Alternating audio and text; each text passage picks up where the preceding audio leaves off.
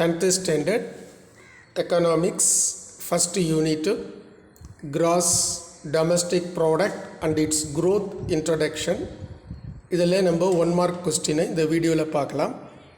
First choose the correct answer. 4 options கொடுத்துருப்பாங்க. இந்த 4 ஆப்ஷன்ஸில் கரெக்டான ஆப்ஷன்ஸை நம்ம செலக்ட் பண்ணலாம். ஃபஸ்ட்டு கொஸ்டின் பார்த்தீங்கன்னா ஜிஎன்பி ஈக்குவல்ஸ் அப்படின்னு கொடுத்துருக்கோம். ஸோ ஜிஎன்பினா என்ன அப்படின்னு பார்த்தீங்கன்னா கிராஸ் டொமஸ்டிக் ப்ராடக்டோட என்னென்ன டெஃபினேஷன் வருதோ அது எல்லாம் சேர்த்துக்கணும்.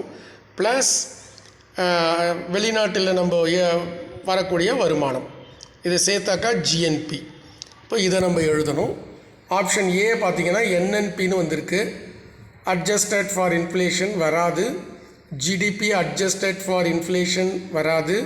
ஆப்ஷன் சியில் இருக்கக்கூடிய GDP plus net property income from abroad இதுதான் கரெக்டாக வரும். வெளிநாட்டில் இருந்து நாம் பெறுகின்ற வருமானத்தை ஜிடிபியோட ஆட் பண்ணணும். ஸோ ஆப்ஷன் சி இஸ் கரெக்டாக. ஆப்ஷன் டி பார்த்திங்கன்னா NNP plus net property income or அப்ராடுன்னு போட்டிருக்கு. அது நாட் ஏ கரெக்ட் ஆன்சர். அடுத்து செகண்ட் கொஸ்டின் பார்த்திங்கன்னா national income is a measure of. இப்போது 4 ஆப்ஷன் கொடுத்துருக்கோம். இந்த 4 ஆப்ஷனில் எது கரெக்டாக இருக்குன்னு பார்த்தீங்கன்னா option A total value of money. So அது அர்த்தம் புரியும் உங்களுக்கு, அது மேட்ச் ஆகாது. டோட்டல் வேல்யூ ஆஃப் ப்ரொடியூசர் குட்ஸ்னு மட்டும் போட்டிருக்கு, சர்வீஸ் போடலாம். Total value of consumption goods அப்படி ஆட் பண்ணும், அப்படி கரெக்டான ஆன்சர் கிடையாது. ஆப்ஷன் டியில் இருக்கக்கூடிய total value of goods and services national இன்கமில் இன்னும் என்ன வருஷத்தில் உற்பத்தி பண்ணியிருக்குது அதெல்லாம் இருக்கும். ஸோ அதில் ஒரு பார்ட் ஆஃப் தி டெஃபினேஷனில் வருது, அது கொஞ்சம் நம்ம அக்செப்ட் பண்ணிக்கலாம். Option D primary sector consist of. Primary செக்டாரில் வந்து என்ன இருக்குதுன்னு கேட்குறாங்க. 4 ஆப்ஷன்ஸ் கொடுத்துருக்கோம். அக்ரிகல்ச்சர் வந்து ப்ரைமரி செக்டார், ஆகையினால அது ஆன்சர் கரெக்டாக. பி இருக்கக்கூடிய ஆட்டோமொபைல்ஸ் இண்டஸ்ட்ரி செக்டாரில் வரும், அதனால் கொஸ்டினுக்கு சூட் ஆகாது. ட்ரேடு பேங்கிங் ரெண்டுமே சர்வீஸ் செக்டாரில் வரும், அப்போ அது சூட்டபிள் ஆகாது. ஸோ கொஸ்டின் ப்ரைமரி செக்டாருங்கிறதுனால agriculture is the answer. Question number 4 பார்த்தீங்கன்னா dash approach is the value added by each intermediate goods is summed to estimate the value of final goods. So ஒரு final குட்ஸினுடைய வேல்யூவை estimate பண்ணணும். அதுக்கு 3 methods இருக்கா. ஒன்று expenditure approach, இன்னொன்று value added approach, இன்னொன்று இன்கம் அப்ரோச்சோ. இந்த 3 நேஷ்னல் இன்கம்ங்கிறது அது வேறு கான்செப்டோ. ஸோ இப்போ இந்த 3 மெத்தடை யூஸ் பண்ணி தான் நம்ம பண்ணுறோம். இந்த டெஃபினேஷன் வந்து எதுக்கு கரெக்டாக மேட்ச் ஆகும்னு பார்த்தீங்கன்னா வேல்யூ ஆடட் அப்ரோச். ஸோ அதிலே போட்டிருக்கு பாருங்கள், value added by each intermediate goods. So அதுதான் நமக்கு கீவேர்டு இதுக்கு ஆன்சர் கண்டுபிடிக்கிறதுக்கோ. அப்போ ஆப்ஷன் பியில் இருக்கக்கூடிய வேல்யூ ஆடட் அப்ரோச் அதான் கரெக்ட் ஆன்சர். அடுத்து பார்த்தீங்கன்னா which sector is the highest employment in the GDP. So நமக்கு 3 செக்டார் இருக்குதுன்னு சொல்லியிருக்கிறோம். Agriculture sector, industrial sector, service sector. So இந்த 3ல் ஒரு செக்டார் நம்முடைய ஜிடிபியில் அதிகபட்ச எம்ப்ளாய்மெண்ட்டை தரக்கூடிய செக்டார் ஒன்று இருக்குது, அது என்னன்னு கேட்டிருக்கோம். ஸோ ஆப்ஷன் ஏல இருக்கிற அக்ரிகல்ச்சர் செக்டார் கரெக்ட் ஆன்சர் இல்லை. ஆப்ஷன் பியும் கரெக்ட் ஆன்சர் இல்லை, இண்டஸ்ட்ரியல் செக்டார். ஆப்ஷன் சியில் இருக்கிற சர்வீஸ் செக்டார் தான் correct answer. Option D none of the அபவ்னு சொல்லியிருக்கு, that is not a right answer. இப்போ கொஸ்டின் நம்பர் 6 பாருங்கள். Gross value added at current prices for service sector is estimated at dash lakh crore in 2018-19. So அந்த இயரில் இந்த service செக்டாருடைய gross value added அப்படின்ற ஒரு கான்செப்ட், அதில் கரண்ட் ப்ரைஸ் எவ்வளோ இருக்குதுன்னு பார்த்தீங்கன்னா இது வந்து நம்ம மெமரைஸ் பண்ணிக்க வேண்டியதான் 92.26. அடுத்து ஒரு ஸ்டாட்டிஸ்டிக்ஸ் ரிலேட்டட் கொஸ்டின் தான். India is the dash largest producer in agricultural product. So லார்ஜஸ்ட்டுன்னு போட்டுக்கோங்க, அது டைப்பிங் ஃபால்ட்டோ. ஸோ தி சேர்த்துக்கணும். ஸோ இந்தியா வந்து உலக அளவில் விவசாய உற்பத்தியில் 2வது இடத்தை பெறுகிறது. 4 ஆப்ஷன் இருக்கா. ஃபஸ்ட்டு, 3rd, 4th, 2ndன்னு சொல்லிட்டு ஸ்டேட்டஸ் என்னன்னு கேட்டிங்கன்னா 2nd. So India is the 2nd largest producer in agricultural product. India's life expectancy at birth is dash years. Life expectancy at birth அப்படின்னு சொன்னால் வாழ்நாள், இந்தியர்களுடைய வாழும் காலம், எத்தனை நாட்கள் அவர்கள் வாழ்வார்கள். ஸோ அவர்களுடைய வாழும் காலம் எத்தனை வருஷம்னு பார்த்தீங்கன்னா 4 ஆப்ஷன்ஸ் கொடுத்துருக்கோம். ஆப்ஷன் ஏல இருக்கக்கூடிய 65 இயர்ஸ், 65 வயது வரை சராசரியான இந்தியர்களுடைய வாழ்நாள் காலமாக கருதப்படுகிறது. மற்ற 3 ராங் ஆன்சர்ஸ், பிசிடி. அடுத்து இந்தியன் எக்கானமிஸ், இந்திய பொருளாதாரம் எப்படிப்பட்டது? டெவலப்பிங் எக்கானமி, முன்னேறக்கூடிய ஒரு பொருளாதாரம். எமர்ஜிங் எக்கானமி, எழுச்சி பெறக்கூடிய ஒரு பொருளாதாரம். Dual economy. இந்த 3மே கரெக்டாக இருக்கிறதுனால ஆப்ஷன் டியில் இருக்கக்கூடிய ஆல் தி எபவ் எடுத்துக்கிறோம். ஸோ புக் பேக்கில் இருக்கக்கூடிய சூஸ் இது, இந்த 9ம் பார்த்தாச்சு. இப்போ ஃபில் இன் தி பிளாங்க்ஸுக்கு நம்ம வரலாம். Dash sector is the largest sector in India. So இந்தியாவில் 3 செக்டார் இருக்குது. ஒன்று அக்ரிகல்ச்சுரல் செக்டார், இன்னொன்று இண்டஸ்ட்ரியல் செக்டார், இன்னொன்று சர்வீஸ் செக்டார். இதை வந்து அக்ரிகல்ச்சர் செக்டாரை நம்ம ப்ரைமரி செக்டார்னு சொல்லலாம். அப்புறம் அந்த இண்டஸ்ட்ரியல் செக்டாரை செகண்டரி செக்டார்னு சொல்லலாம். சர்வீஸ் செக்டாரை டெரிட்டரி செக்டார்னு சொல்லலாம். ஸோ இதில் இந்த லார்ஜஸ்ட் செக்டாருங்கிறது சர்வீஸ் செக்டாராகவும் எழுதலாம். நீங்கள் டெரிட்டரி செக்டார்னு எழுதினாலும் ஆன்சர் இஸ் கரெக்ட். நான் சர்வீஸ்னு போட்டிருக்கேன். GDP is the indicator of dash economy. ஒரு ஜிடிபின்னு ஒரு கான்செப்ட் இருக்குது, economic concept, gross domestic product. So இது ஒரு நாட்டின் பொருளாதாரத்தின் ஆரோக்கியத்தின் ஒரு அடையாளமாகும். ஸோ நம்முடைய ஆரோக்கியத்தை காட்டுறதுக்கு சில வழிகள் இருக்குது. அது மாதிரி ஒரு நாட்டின் பொருளாதாரம் நன்றாக இருக்கிறது என்பதை தெரிந்து கொள்வதற்கு ஜிடிபி, கிராஸ் டொமஸ்டிக் ப்ராடக்ட் உதவுகிறது. ஆகவே நம்ம என்ன எழுதணும்? ஹெல்த் ஆஃப் தி எக்கானமி அப்படின்னு எழுதணும். ஃபில் இன் தி பிளாங்க்ஸில் நம்ம அந்த டேஷில் ஃபில் பண்ண வேண்டியது ஹெல்த் ஆஃப் தி. ஸ்பெல்லிங் நல்லா படித்து வச்சுக்கோங்க. Secondary sector is otherwise called as. So இந்த செகண்டரி செக்டாரை நம்ம என்னன்னு சொல்கிறோம், இன்னொரு பேர் அதுக்கு என்னன்னு கேட்குறாங்க. நம்ம கொஞ்சம் நேரத்துக்கு முந்தி பார்த்தோம், இண்டஸ்ட்ரியல் செக்டார். ஸோ 3 கொஸ்டின் வந்திருக்கு. ப்ரைமரி செக்டார்னா அக்ரிகல்ச்சர் செக்டார், சர்வீஸ் செக்டார்னா டெரிட்டரி செக்டார், இண்டஸ்ட்ரியல் செக்டார்னா செகண்டரி செக்டார். 3 கொஸ்டினுமே கேட்டாங்க. Dash sector is the growth of engine of Indian economy. இந்திய பொருளாதாரத்தின் வளர்ச்சி பெறுவது எந்த செக்டார்னு கேட்குறாங்க. எஸ்எம்இ அப்படிங்கிற ஒரு sector. India is the dash largest economy of the world. So ஒரு ஸ்டாட்டிஸ்டிக்ஸ் ஒரு இதை வச்சு சொல்கிறாங்க, இந்த உலகத்தில் இந்தியா எத்தனாவது பெரிய பொருளாதாரம்? 6th largest. ஞாபகம் வச்சுக்கோங்க. அடுத்தது பார்த்திங்கன்னா India is the dash fastest growing nation of the world. இந்த உலகத்தில் அதிவேகமான பொருளாதார வளர்ச்சியில் இந்தியாவோட இடம் எத்தனாவது இடம்னா 5வது இடம். India is the 5th fastest growing nation of the world. Dash policy envisages rapid industrialization with modernization for attaining a rapid economic growth of GDP.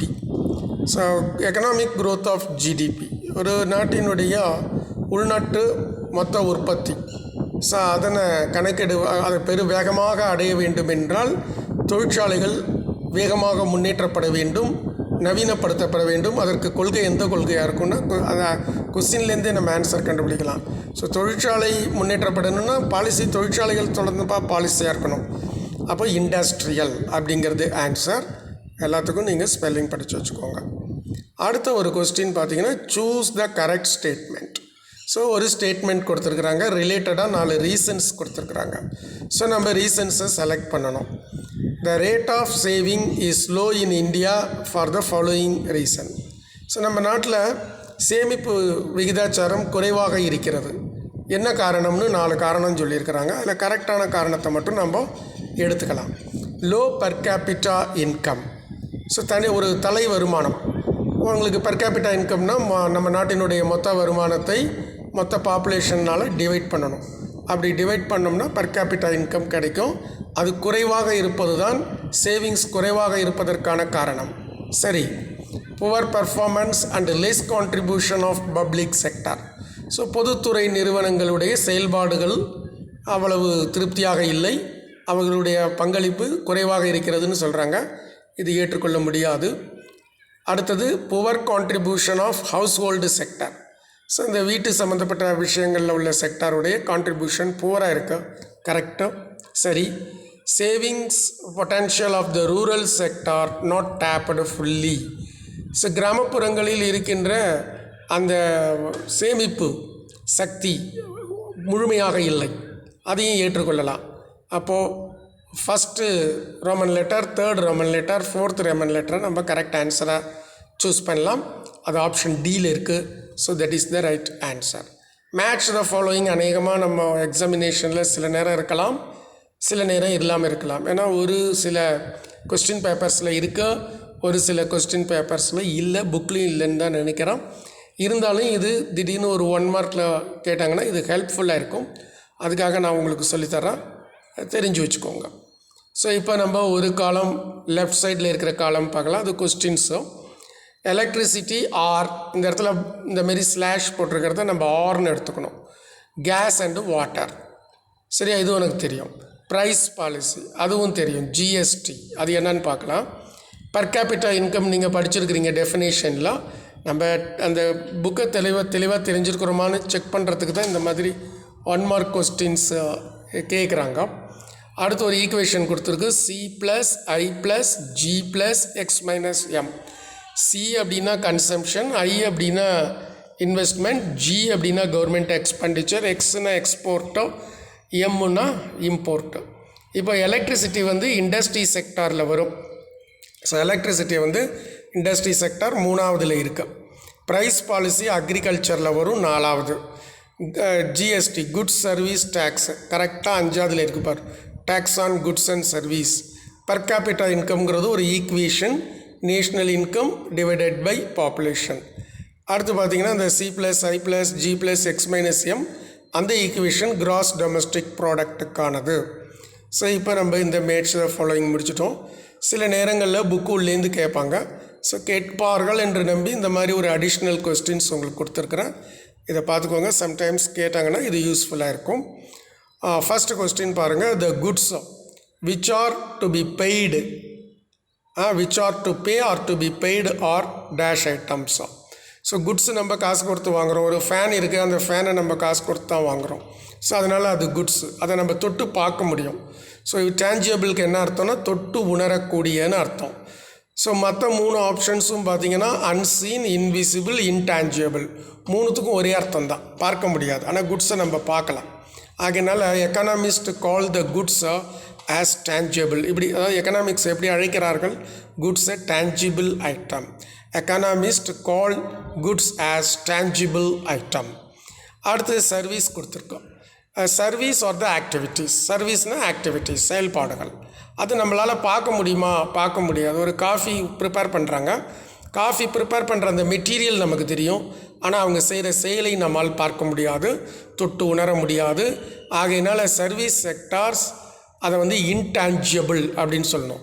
இது பாருங்கள் 3 ஒரே அர்த்தம், மற்ற 3 ஆப்ஷனும். சீன்னா பார்க்கக்கூடிய, விசிபிள்னா பார்க்கக்கூடிய, டான்ஜியபிள்னா தொட்டு உணரக்கூடியன்னு வரும். அப்போ இன்டான்ஜியபிள்னா தொட்டு உணர முடியாத, அதனால் ஆன்சர் வந்து இன்டான்ஜியபிள். அடுத்தது, if the value of intermediate goods is included in the GDP it will be dash counting. So இப்போ நம்ம ஒரு இன்டர்மீடியட் குட்ஸ்னால் என்னென்னா the goods used to produce a final goods. இப்போ ஒரு உதாரணத்துக்கு டீ ப்ரிப்பேர் பண்ணி வச்சாச்சு, அது ஃபைனல் குட்ஸு. அதை ப்ரிப்பேர் பண்ணுறதுக்கு இன்டர்மீடியட் குட்ஸ் வேணும். என்னென்ன intermediate goods, sugar, tea powder, milk, இது 3ம் சேர்ந்தால் தான் காஃபி டீ தயாரிக்க முடியும், காஃபியில் டீ தயாரிக்க முடியும். அப்போ அந்த டீ தயாரிக்கிறதுக்கு தேவையான பொருள்கள் இன்டர்மீடியட் குட்ஸு. இதோட வேல்யூ, இன்டர்மீடியட் குட்ஸோட வேல்யூவை ஜிடிபியில் சேர்க்கக்கூடாது, ஏன்னா டீயோட வேல்யூவை நம்ம சேர்க்க போகிறோம். அதனால் இன்டர்மீடியட் குட்ஸோட வேல்யூவை சேர்த்தா 2 வாட்டி கவுண்ட் பண்ண மாதிரி ஆகிடும். 2 வாட்டி கவுண்டிங்கிறது டபுள் கவுண்டிங். அதனால் இதுக்கு answer double counting. If the value of intermediate goods is included in the GDP it will be double counting. அடுத்து பார்த்திங்கன்னா in India GDP is measured both annually and dash. நம்ம நாட்டை பொறுத்தளவில் ஜிடிபியை வந்து கிராஸ் டொமஸ்டிக் ப்ராடக்ட் வந்து வருடத்திற்கு ஒரு வாட்டி மெஷர் பண்ணுறாங்க. அதே மாதிரி கணக்கீடு செய்யப்படுகிறது. அதே மாதிரி 3 மாதத்துக்கு ஒரு ட்ரிப்பு கணக்கீடு செய்யப்படுகிறது. 3 மாதங்கிறது குவார்ட்டர்லி அப்படின்னு பேர். ஸோ அதனால் ஆன்சர் வந்து குவார்ட்டர்லி. 2 வருஷத்துக்கு ஒரு தடவை 2 இயர்ஸ்னு போட்டிருக்காரு. எர்லியர் இயர்னு போட்டிருக்கு, நன்னுன்னு போட்டிருக்கு. ஆனால் கரெக்ட் ஆன்சர் குவார்ட்டர்லி, காலாண்டு கணக்கிடப்படுகிறது. காலாண்டுக்கு ஒரு முறை கணக்கிடப்படுகிறது. காலாண்டுங்கிறது 3 மாதம். The annual GDP is for a financial year from April 1st to dash of the next year. இப்போ என்னன்னு கேட்டிங்கன்னா, இப்போ நமக்கு கேலண்டர் இயர் அப்படின்னு சொன்னாக்கா ஜனவரி 1ஸ்ட்லேருந்து டிசம்பர் 31 வரை. அகாடமிக் இயர் யூஸ்வலாக எப்போன்னா ஜூன் 1 ஸ்டார்ட் பண்ணி மே 31 முடியும். அதேமாரி ஃபினான்ஷியல் இயர் அப்படிங்கிறது ஏப்ரல் 1 ஸ்டார்ட் பண்ணுவாங்க, மார்ச் 31 முடிஞ்சிடும். ஸோ இதில் 4 ஆப்ஷன்ஸ் இருக்குது. மே 31, செப்டம்பர் 30, ஜூன் 1 போட்டிருக்கு. ஆனால் ஆப்ஷன் சியில் இருக்கக்கூடிய மார்ச் 31ங்கிறது கரெக்ட் ஆன்சர் ஆகும். The services provided by dash to their children is not included in GDP. So குழந்தைகளுக்காக பெற்றோர்கள் அதை சேவைன்னு சொல்ல முடியாது, அது ஒரு பயங்கரமான ஒரு சேவை. ஸோ அதுக்கு என்ன பேர் சொல்கிறது? குழந்தைகளை பேணி பாதுகாக்கின்ற தாய் தந்தையருடைய அந்த ஒர்க் இருக்குல்ல, அந்த சர்வீஸ், அதை ஜிடிபியில் மட்டும் இல்லை எதிலாலையுமே மதிப்பீடு செய்ய முடியாது. ஸோ அந்த சர்வீஸ் அது நோபல் சர்வீஸ், அது ஒரு தெய்வீகமான சர்வீஸ், அது பணத்தாலெல்லாம் அளக்க முடியாது. அதனால் the service provided by dash parents to their children is not included in GDP. India would rank in service sector is. So service செக்டாரில் இந்தியாவுடைய தரம் என்ன அப்படின்னு கேட்டிங்கன்னா 8th. அதே மாதிரி India's world rank in industrial sector என்னன்னு கேட்டிங்கன்னா 6th. சரி, அப்புறம் கொஸ்டின் நம்பர்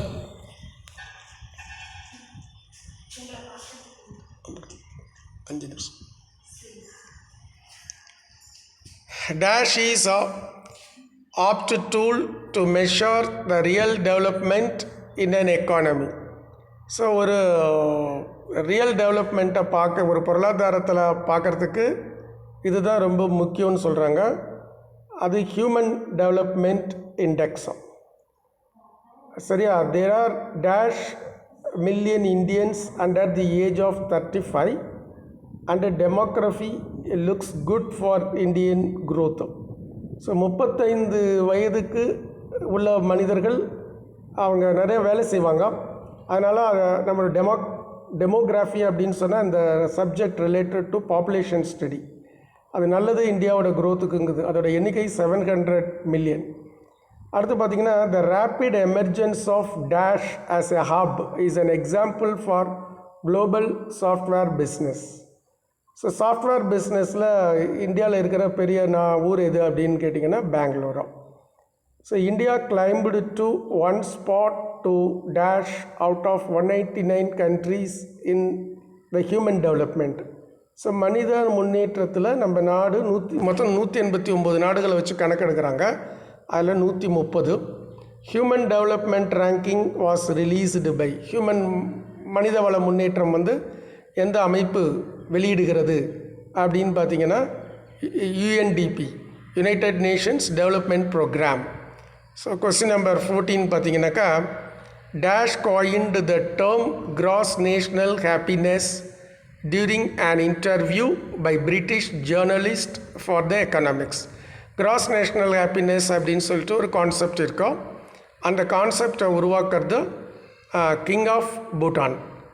அடுத்தது question number 15. Dash had ascertained per capita income in his book Poverty and Un-British Rule of India. So ஏழ்மை மற்றும் பிரிட்டிஷ்காரர்களுடைய அந்த காலம் அப்படிங்கிற ஒரு புஸ்தகம் எழுதியிருக்கிறாரு. அதில் தான் ஃபஸ்ட்டு பர் கேபிட்டா இன்கம்ங்கிற ஒரு கான்செப்டை உருவாக்கினார். அவர் யாருன்னு கேட்டிங்கன்னா ஆப்ஷன் சியில் இருக்க Dadabhai Naoroji. The modern concept of GDP was first developed by dash for a US Congress report. So ஜிடிபிங்கிற மாடர்ன் கான்செப்டை உருவாக்கின எக்கானமிஸ்ட் பேர் என்னன்னு கேட்குது, சைமன் கர்ஸ்நெட்ஸ் அப்படிங்கிறவர். அடுத்து பார்த்திங்கன்னா, the dash involves conducting an annual survey of industries and compilation of index of industrial production and consumer price index. So ஒரு இந்தியாவில் ஒரு ஆர்கனைசேஷன் இருக்கும். அந்த ஆர்கனைசேஷன் எவ்ரி இயர் சர்வே நடத்துது. அது ஒரு குறியீடு உருவாக்குறது, அதாவது இண்டஸ்ட்ரியோட உற்பத்தி மற்றும் கன்சியூமர் ப்ரைஸ் இண்டெக்ஸ். அந்த ஆர்கனைசேஷன் பேர் என்னென்னா சென்ட்ரல் ஸ்டாட்டிஸ்டிக்கல் ஆர்கனைசேஷன். ஒரு பாகிஸ்தான் எக்கனாமிஸ்ட் இருக்கிறாரு, அவர் தான் ஹியூமன் டெவலப்மெண்ட் இண்டெக்ஸ் உருவாக்குனார். அவர் யாருன்னு கேட்குறாங்க, மெஹபூப் உல் ஹக் அப்படிங்கிற ஒரு எக்கனாமிஸ்ட். Thank you students. இந்த ஃபஸ்ட்டு 1 மார்க் லெசனோட 1 மார்க் கொஸ்டின்ஸை நீங்கள் கொஞ்சம் படிச்சுக்கோங்க. இந்த வீடியோ உங்களுக்கு ஹெல்ப்ஃபுல்லாக இருக்கும்னு நினைக்கிறேன். தேங்க்யூ.